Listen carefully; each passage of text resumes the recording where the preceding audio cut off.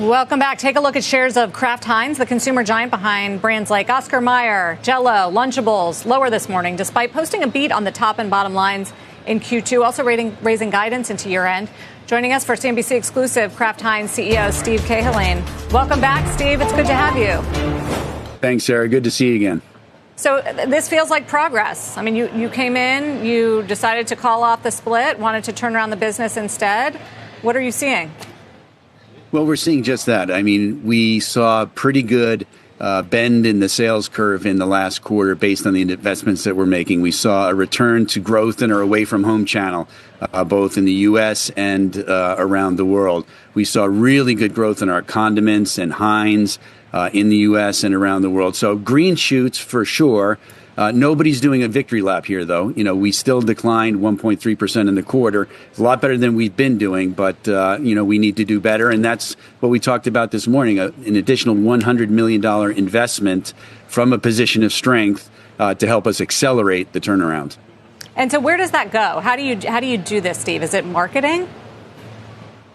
Yeah, so it will go entirely to marketing. The first $600 million that we incrementally put against the business was a combination of pricing, capability, people, and marketing. The additional 100 will be entirely marketing to build the equity of the brands, to capitalize on our NFL partnership that we recently announced, to capitalize on our Disney partnership, which we recently announced, to activate those things in the marketplace in the back half of the year to continue to accelerate the momentum of the early shoots that we're seeing. You know, a lot of people in the space who on Wall Street have followed you and have seen you do this at Kellogg and Kellanova, and you said, you're running a similar playbook here. So what have you found in terms of the brands, how different they are, and whether they're as responsive to the turnaround and the investment that you're making? What I found is very similar to my past. I mean, I joined Kraft Heinz because I had the opportunity to come here and help the team revitalize some of the most iconic brands. I mean, you're showing them on the screen right now: Maxwell House, Philadelphia, Jell-O, Oscar Mayer. I mean, these are brands that have saliency in the high 90s, which means people know them.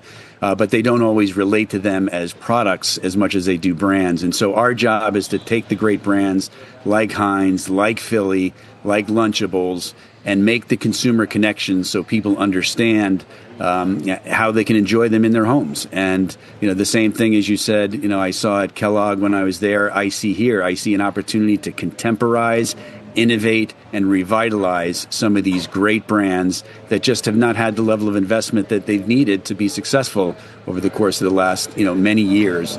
But that doesn't mean that it's not possible. And we're seeing those early green shoots that when we make those consumer connections and we get the messaging right and we partner with our retail partners to activate at retail, we start to see, a change in the share trajectory. And that's exactly what we're seeing.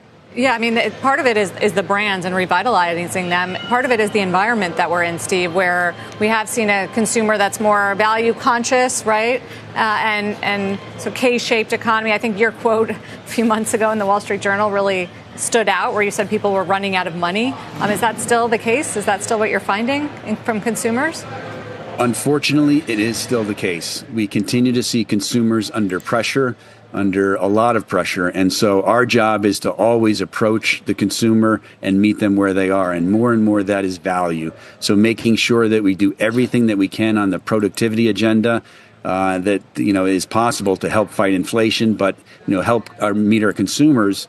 It's particularly at the end of the month when they are very, very tight. And so that continues to be a big focus for us, how we can, provide our consumers with exactly what they need in this very challenging environment.